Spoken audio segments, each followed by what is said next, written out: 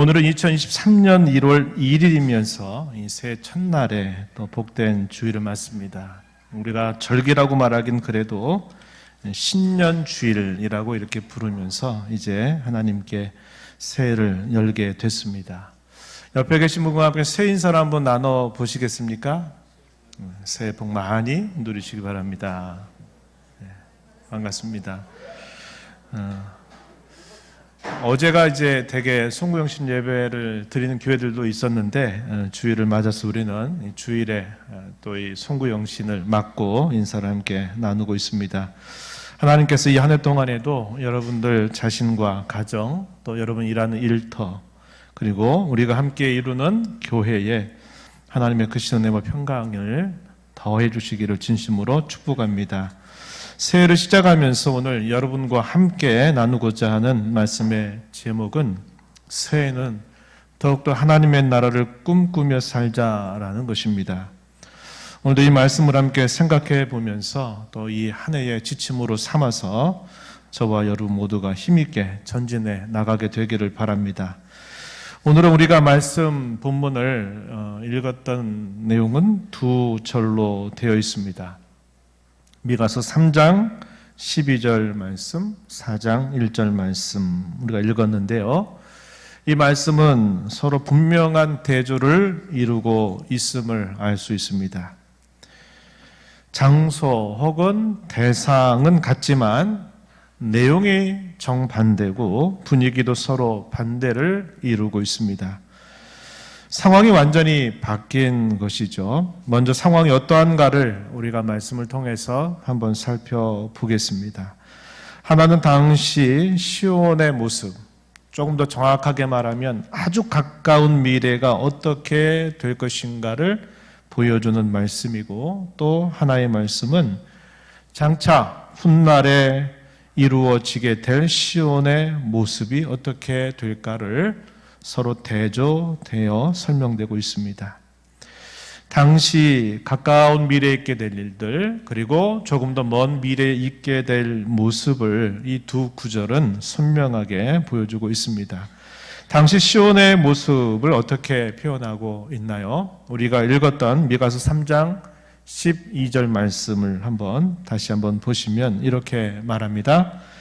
그러므로 너희로 말미암아 시온은 갈아엎은 밭이 되고 예루살렘은 무더기가 되고 성전에 사는 수풀의 높은 곳이 되리라.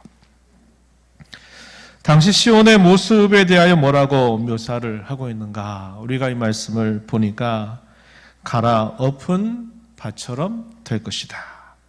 무더기처럼 될 것이다. 수풀의 높은 곳이 된다. 이렇게 말해줍니다. 이게 무슨 뜻일까요? 한마디로 이렇게 말할 수 있겠죠? 황폐하게 될 것이다 라는 사실을 비슷한 의미를 담고 있는 몇 가지 표현들로 반복적으로 소개해주고 있는 것입니다. 그곳이 어디를 말합니까? 예루살렘이라고 하는 곳은 유다 나라의 수도였습니다. 그리고 거기에 중심에는 예루살렘 성전이 있는 곳입니다. 하나님께서 자기 백성들 가운데 계셔서 그들을 다스리고 그들을 돌보시는 곳입니다. 그런데 그곳이 황폐하게 되리라 이렇게 말하고 있습니다. 당시 사람 누구도 한 번도 그런 일을 겪어보지 못했기 때문에 설마 그런 일이 있으려고 이렇게 생각을 하면서 그 말을 믿을 수 없었을 것입니다. 하지만 오늘 말씀은 분명히 그렇게 된다라고 말씀하고 있는 것입니다. 그렇다면 왜 그렇게 되었는가 그 이유를 가르쳐 주는데 이 미가 선지자는 그 이유에 대하여 여러 곳에서 그 이유를 설명해 주고 있습니다.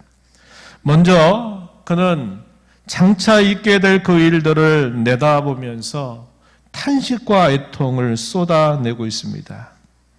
그가 왜 그렇게 하는지를 한번 생각해 보면서 그 탄식에 대한 말씀을 한번 우리 들어보겠습니다.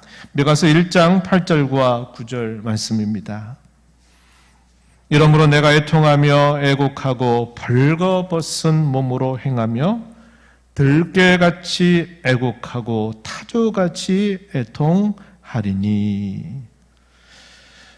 애통하고 애곡한다. 벌거벗은 몸, 아무것도 몸에 거치지 않고서 그렇게 행한다.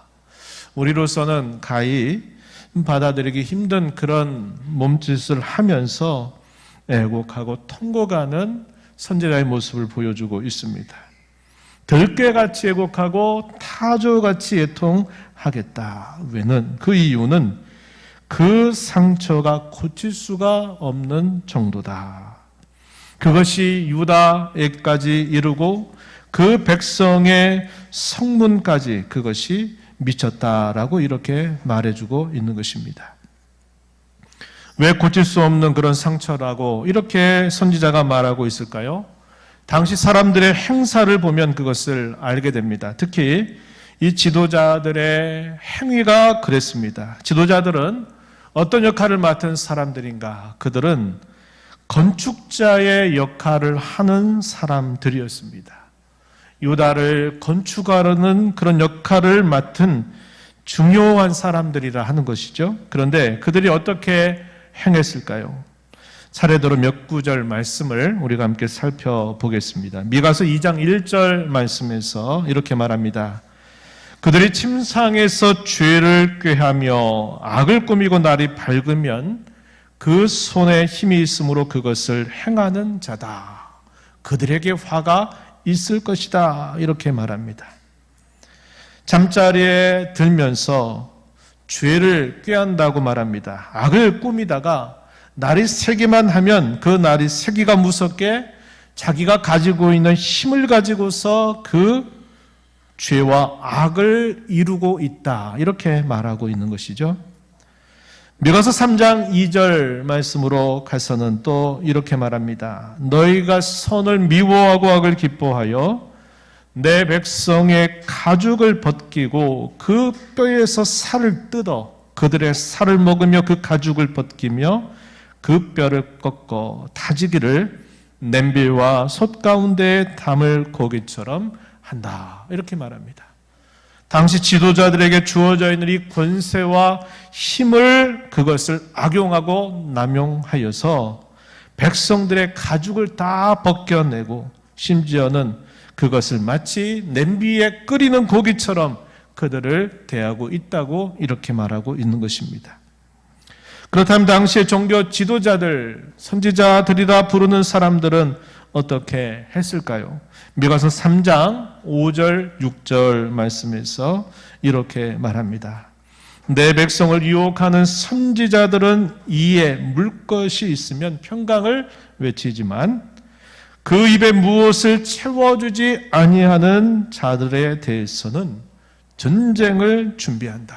그들에게 협박과 공갈과 위협을 그들에게 주어서 너네 이렇게 하면 큰일 난다. 큰일 난다. 이런 식으로 말을 한다는 것입니다. 자기에게 이익이 되고 자기에게 유익이 될 것 같으면 좋다, 잘 된다, 평안하다 이렇게 말하지만 자기에게 도움을 주지 않는 자들을 향해서는 전쟁을 선포하듯이 그들을 협박하고 공갈하는 말을 하고 있다 하는 것이죠. 미가서 3장 또 10절 조금 더 뒤로 가서는 이렇게 말합니다. 우리가 읽은 부분 조금 앞에 있죠. 시온을 피로 예루살렘을 죄악으로 건축한다. 그들은 그 나라 혹은 그 도시를 건축하는 중요한 중책을 맡은 사람들인데 그것을 의와 공평과 정의로 그것을 건축하는 것이 아니라 피와 죄악으로 그것을 건축하고 있다. 이렇게 그들을 책망하고 있다 한 겁니다. 그들의 우두머리들은 뇌물을 위하여 재판하고 제사장은 삭슬을 위하여 교훈하고 선지자는 돈을 위해서 점을 친다. 이렇게 말합니다. 그리고서는 그들에게 아무런 재앙이 오지 않는다. 왜냐? 하나님이 우리와 함께 계시기 때문이다. 거짓된 위로, 거짓된 평안을 계속 조장하는 말을 전하고 있다고 꼬집습니다.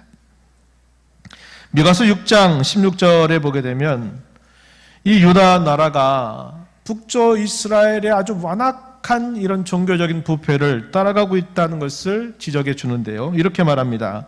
너희가 오므리의 율례와 앞집의 모든 예법을 지키고 그들의 전통을 따르니 내가 너희를 황폐하게 하며 그의 주민을 사람의 조석거리로 만들 것이다. 이렇게 말씀하고 있다는 겁니다.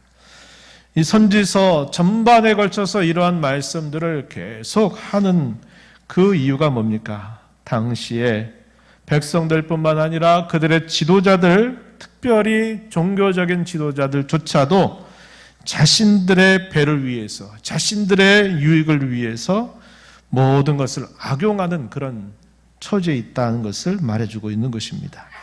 사회적인 불의와 강포, 강탈과 착취가 난무하고 그것이 우상 숭배와 종교적인 부패와 깊이 연결되어 있었기 때문입니다. 그렇게 되니 그들이 잠깐 후면 그들에게 닥칠 화로 인해서 이 시온이 그렇게 될 것이다 라고 말하고 있는 것입니다.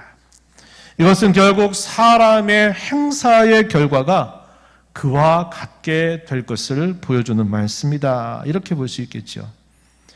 그러나 이제 우리가 4장 1절 말씀으로 가게 되면 그 분위기와 상황이 그와 정반대의 모습이 묘사되고 있습니다. 한번 읽어볼까요? 4장 1절 말씀에 이렇게 말합니다. 끝날에 이르러는 여호와의 전의 산이 산들의 꼭대기에 굳게 서며 작은 산들 위에 뛰어나고 민족들이 그리로 몰려갈 것이다. 이렇게 말씀을 주고 있습니다. 여기 끝날이라고 하는 이 말, 종말을 뜻하는 말입니다. 종말. 이것은 메시아의 강림과 관련된 말입니다. 우리가 지난 성탄을 보내면서 이 메시아의 강림이 2번 있게 된다고 성경이 가르쳐 준다 그랬어요. 첫 번째 강림은 그리스도께서 이 땅에 우리와 같은 사람으로 탄생하신 일, 구주로 강림하신 일. 두 번째 강림은 이제 이 모든 일들을 완성하시기 위해서 다시 강림하시는 것, 소위 재림과 관련된 것이다. 이렇게 말씀을 나누었습니다. 그래서 이 끝날이라고 하는 이 말은 반드시 메시아와 함께 연결되고 있는 말이 돼요. 또 우리가 읽은 이 말씀에 보니까 산들이라든지 작은 산들, 이것은 뭘 상징하고 있냐면 크고 작은 이방의 나라들을 상징해 주는 말이 되는 겁니다. 그렇다면 이게 무슨 말씀일까요? 메시아께서 강림하시는 그 일로 시온산이 모든 나라들 위에 뛰어나고 굳게 서게 될 것이다. 그 결과 모든 민족들이 거기로 몰려오게 된다라고 이야기해 주는 것입니다. 이것은 메시아의 강림을 통해서 이루어지게 될 하나님의 나라 혹은 천국의 모든 이방 사람들이 들어오게 된다 하는 그런 말씀이 되는 것입니다. 그렇게 되는 이유가 무엇일까? 한마디로 말하면 여호와 하나님께서 그렇게 하실 것이다 라고 약속하기 때문입니다. 여러 말씀 가운데서 두 말씀을 함께 찾아볼 수 있겠습니다. 미가서 4장 6절로부터 8절 말씀, 그리고 미가서 5장 2절 4절 말씀인데요. 한번 여러분 스크린을 통해서 한번 보시기 바랍니다. 미가서 4장 6절에서 이렇게 말합니다. 여호와께서 말씀하시되 그날에는 종말을 말하는 겁니다. 내가 저는 자를 모으며 쫓겨난 자와 내가 환난받게 한 자를 모아 발을 저는 자는 남은 백성이 되게 하며 멀리 쫓겨났던 자들이 강한 나라가 되게 하고 나 여호와가 시온산에서 이제부터 영원까지 그들을 다스리리라 하셨다. 이렇게 말합니다. 그날에는 금방 우리가 읽었던 4장 1절의 말씀과 그 의미가 같은 말로 우리가 받을 수 있는 표현이에요. 하나님께서 저는 자를 모으고 쫓겨난 자 환난받게 한 자를 모아서 그들로 남은 백성이 되게 한다. 멀리 쫓겨났던 자들이 이제 강력한 나라가 되게 할 것이다. 여호와께서 시온산에서 영원토록 그들을 다스리기 때문이다. 이렇게 말씀을 주고 있습니다. 우리가 지난번 성탄절 앞에 살폈던 이 미가서 5장 말씀, 메시아 예언에 관한 대표적인 구절입니다. 베들레헴 에브라다야, 너는 유다 족속 중에 작을지라도 이스라엘을 다스릴 자가 내게서 내게로 나올 것이라. 그의 근본은 상고의 영혼에 있다. 사도가서는 이렇게 말합니다. 그가 여호와의 능력과 그의 하나님 여호와의 이름의 위엄을 의지하고 서서 목축한다. 그 결과 그들이 거주하게 될 것이다. 창대하여 땅끝까지 미치게 될 것이다. 이렇게 약속을 하고 있는 것입니다. 여호와께서 고통 중에 있는 사람들을 모아주시고 그들을 그의 백성이 되게 하고 그들을 영원토록 다스리심으로 강한 나라가 되게 하신다라고 약속하고 있는 것입니다. 이것을 좀 더 구체적으로 그렇게 다스릴 자를 베들레헴 에브라다에 보내시는데 그가 다스려서 평안하게 하고 계속 창대하게 할 것이라 이렇게 말씀하고 있는 겁니다. 누구를 말하는 표현입니까? 이 땅에 오신 예수님을 우리에게 잘 보여주고 있는 그런 말씀이 되는 것이죠. 그 결과 그 시온이 새롭게 될 것이라고 약속하고 있는 것입니다.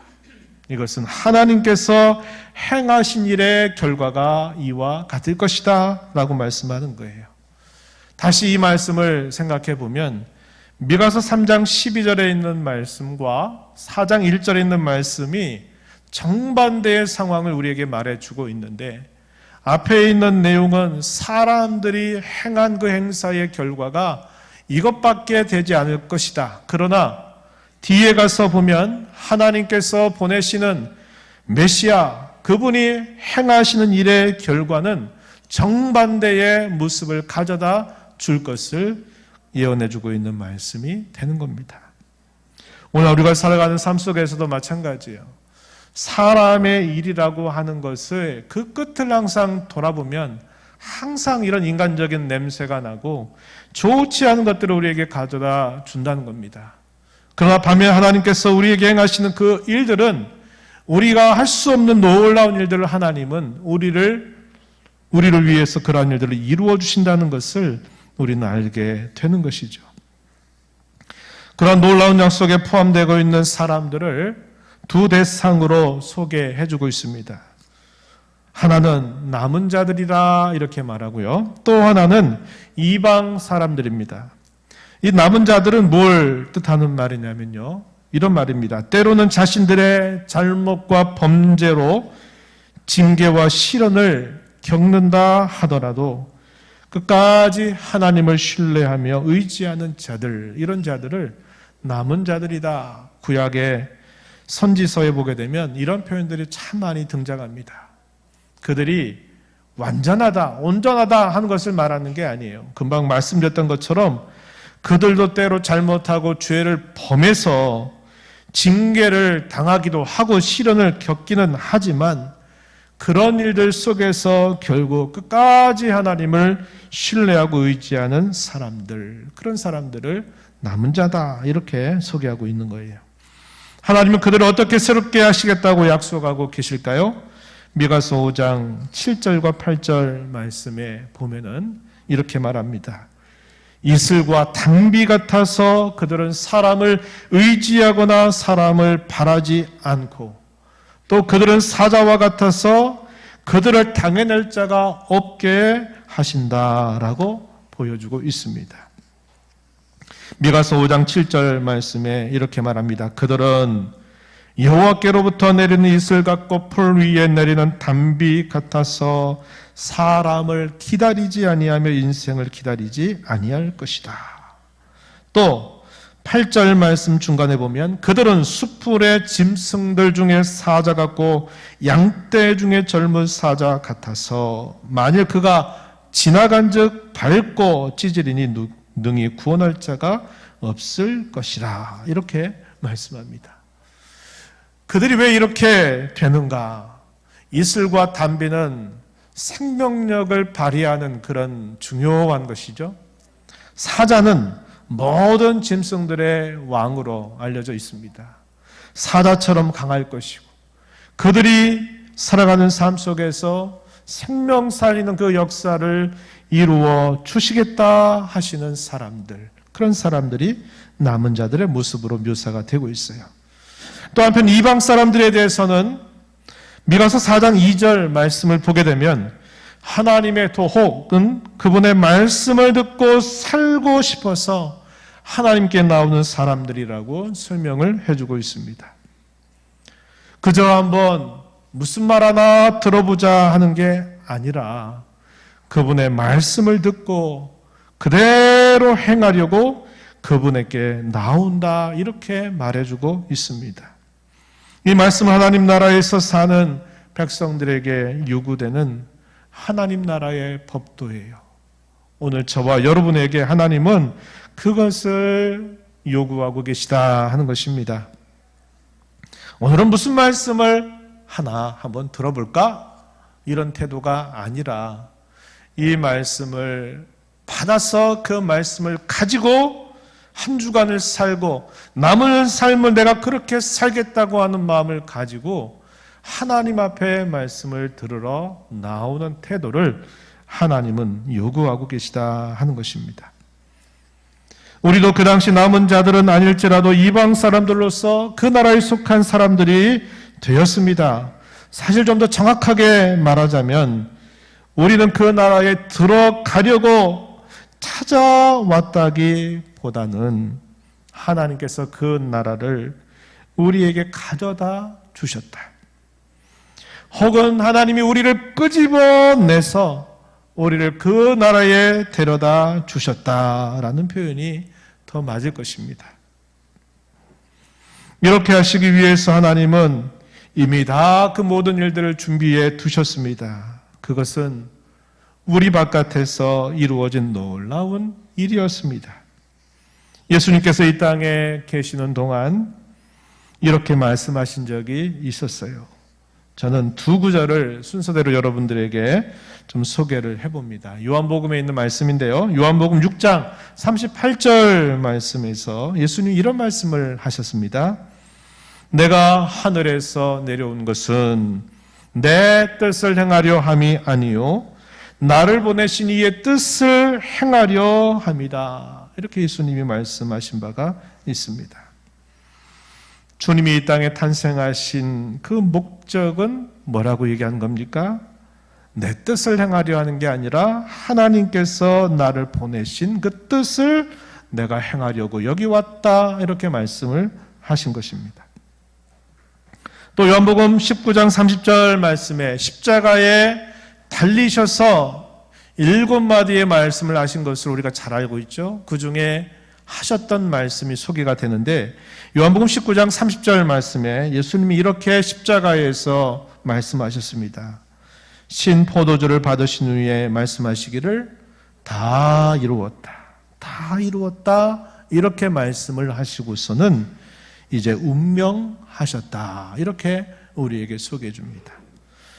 이 말씀을 이어보면 무슨 말입니까? 주님이 이 땅에 첫 번째 강림하신 그 목적은 하나님께서 자신을 하라고 보내신 그분의 뜻을 온전히 이루시기 위해 이 땅에 오셨고, 그분이 이 땅에서 이제 마지막 삶의 순간을 불사르실 때에는 뭐라고 말씀하셨습니까?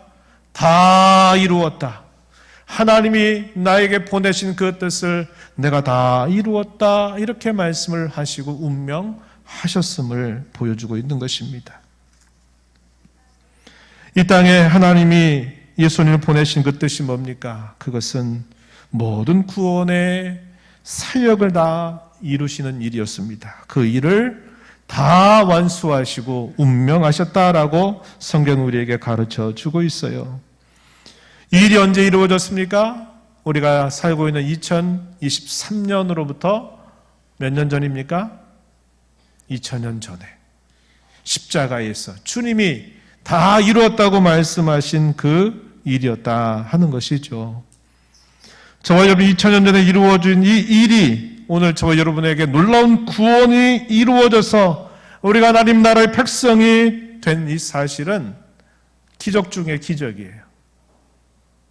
엊그제 일도 잊어버리고 엊그제 무슨 일을 했는가도 우리가 금방 또 망각해 버리는 우리들인데, 지금으로부터 2000년 전에 이루어졌던, 그것도 머나먼 곳 지구의 아주 작은 한 모퉁이 속에서 일어났던 그 일이 오늘 저와 여러분에게 믿어지게 되고, 그 믿어져서 구원을 받게 되고, 구원을 받아서 우리가 하나님 나라의 백성이 되어서 살게 된다는 이 사실만큼 놀라운 기적은 없는 것입니다.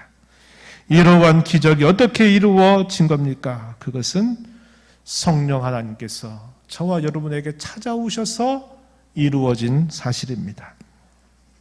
이에 대해서 우리는 골로새서 1장 13절과 14절 말씀을 확인해 볼 수 있어요. 거기서 이렇게 말합니다. 그가 우리를 흑암의 권세에서 건져내사 그의 사랑의 아들의 나라로 옮기셨으니 그 아들 안에서 우리가 속량 곧 죄사함을 얻었도다. 이렇게 저에게 가르쳐주고 있는 겁니다.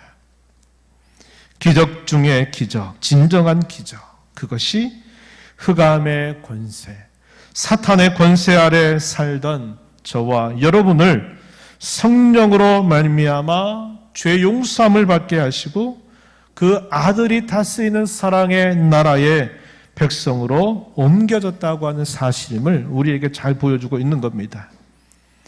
저와 여러분 예배를 드릴 때마다 고백하는 사도신경의 내용을 보면 이 사실이 분명하다는 것을 우리가 잘 알 수 있어요.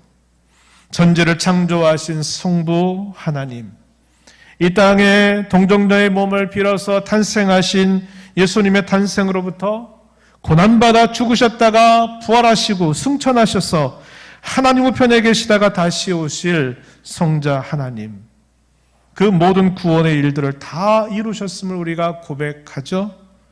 그런데 그 이루셨던 일들, 우리 바깥에서 이미 역사전에 아주 오래전에 역사 가운데 이루어졌던 그 일을 나를 위한 일로 오늘 가져다 주어서 그것을 적용해서 우리를 구원하고 우리를 거룩한 주님의 교회에 속한 자가 되게 하고 성도의 교제에 참여하게 하시고 죄를 용서함을 받아서 장차 부활과 영생을 얻게 하실 그분이 바로 성령 하나님이심을 이 사도신경은 우리에게 깨닫게 해주고 있는 것입니다. 제가 이 말씀을 여러분과 나누면서 저는 세 가지를 적용하고 말씀을 마무리하고 싶은데요. 첫 번째는 하나님의 나라의 가치를 늘 확인하면서 살아가자고 하는 것입니다. 하나님의 나라는 구원받은 자만이 속하는 나라입니다. 우리는 구원을 받음으로써 그 나라의 백성이 되었습니다. 구원을 받고 나서 또 어떤 절차와 과정을 또 그것을 잘 감당하면 비로소 하나님 나라에 들어가는 게 아니라 우리는 구원을 받는 그 순간 우리의 시민권이 그 나라로 옮겨지게 된다고 성경은 우리에게 가르쳐 주고 있어요. 이것은 참으로 감사한 일인데 뭐가 문제가 되냐면 하나님 나라에 속한 것이 얼마나 귀한 줄을 우리가 잘 모를 수 있다는 것이 문제가 되는 겁니다. 내가 어떤 일들을 수고하고 땀을 흘리고 노력을 해가지고 그것을 얻게 됐을 때 우리에게는 만족감이 있고 뿌듯함이 있고 즐거움이 있게 돼요. 그런데 내가 아무런 수고도 하지 않고 땀도 흘리지 않았는데 무엇인가를 얻게 될 때 우리의 반응은 두 가지로 나타날 거예요. 하나는 뭐냐면 그걸 내가 정말 이루고 싶었어요.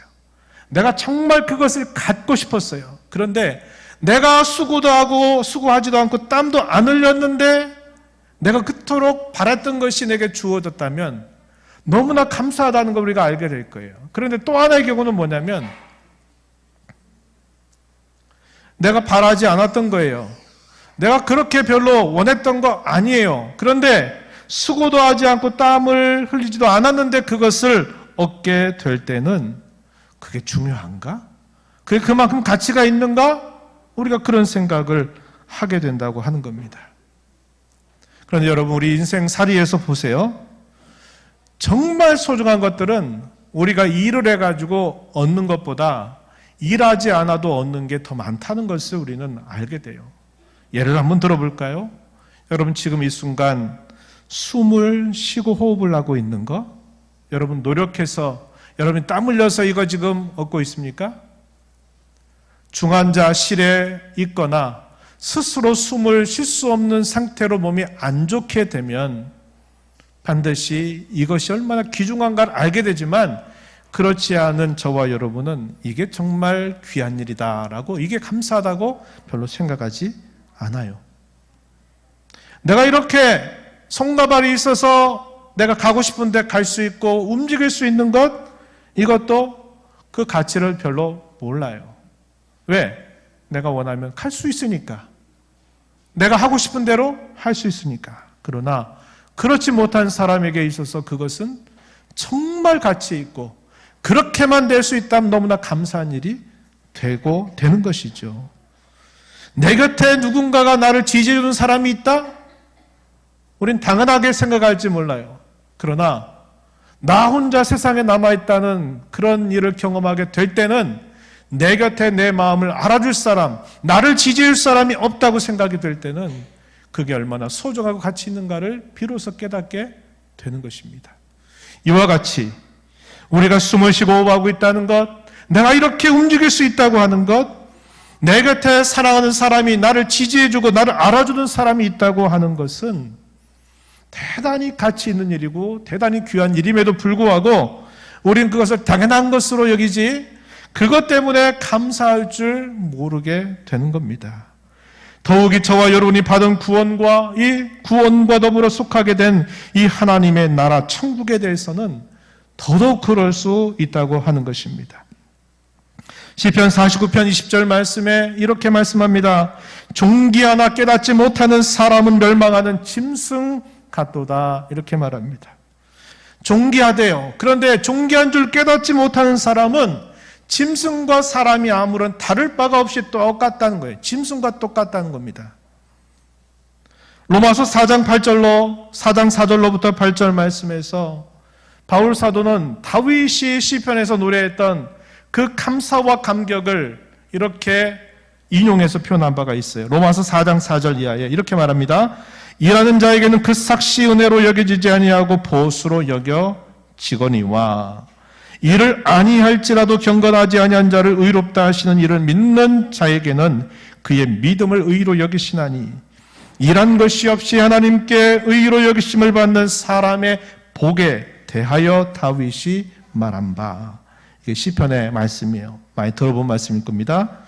불법이 사함을 받고 죄가 가려짐을 받은 사람들은 복이 있고 주께서 그 죄를 인정하지 아니하실 사람은 복이 있도다 함과 같으니라, 이렇게 말합니다. 시편의 다윗이 그 노래하죠. 허물의 사함을 받고 그 죄의 가리움을 받은 사람이 복이 있다고 고백하면서 감격하고 기뻐하고 찬송하는 그 내용을 우리가 알고 있어요. 일하는 사람이 무엇인가를 얻을 때 그것은 당연하다고 생각해요. 왜?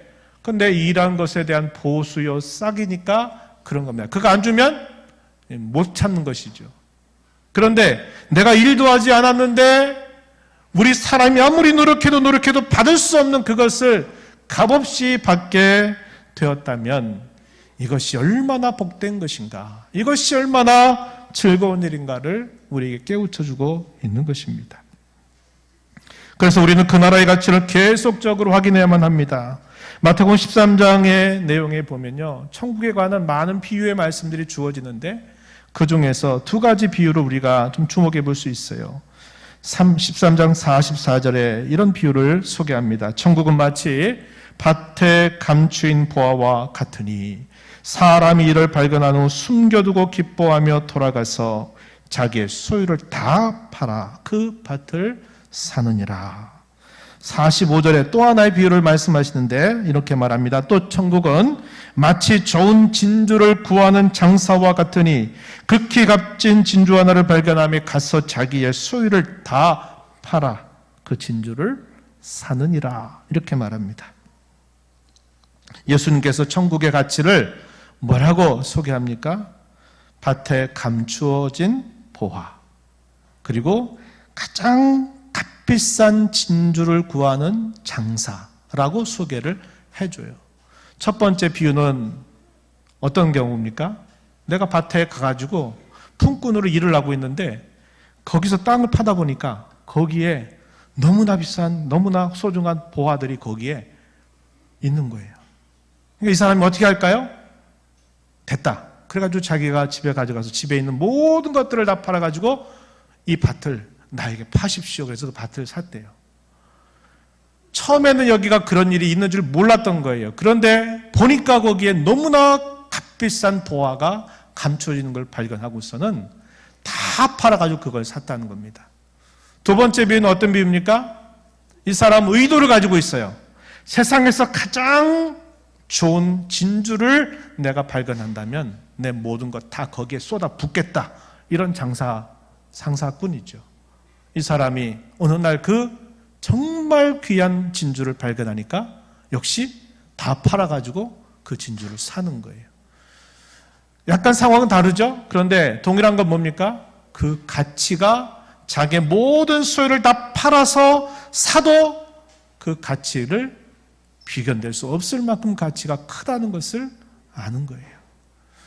저와 여러분이 구원받아 속한 이 하나님의 나라 천국은 그보다 말할 수 없는 가치를 가지고 있다는 겁니다. 그래서 여러분, 새해를 시작하면서 그냥 늘상 숨쉬고 호흡하고 움직이고 살아있으니까 소중함에도 가치를 모르는 자처럼 우리가 구원받아서 하나님 나라의 백성이 된 사실을 별것 아닌 것처럼 여기며 살아가서는 안 돼요. 우리가 어려운 일을 당하게 될 때, 우리가 이런저런 일을 겪게 될 때 우리에게 힘을 주고 위로를 주고 우리를 강하게 해주는 게 뭡니까? 나는 그래도 가장 귀한 것을 나는 가지고 있다라는 것을 확인하는 순간입니다. 두 번째는 하나님 나라를 살고 그 나라를 꿈꾸자고 하는 것입니다. 우리는 장차 거기서만이 아니라 지금 여기에서 하나님의 나라를 살고 그 나라를 꿈꾸며 살아야 합니다. 똑같은 인생을 사는데 대부분의 수많은 사람들은 날마다 먹고 마시고 입고 사는데 모든 수고를 바치고 거기에서 만족과 행복을 찾습니다.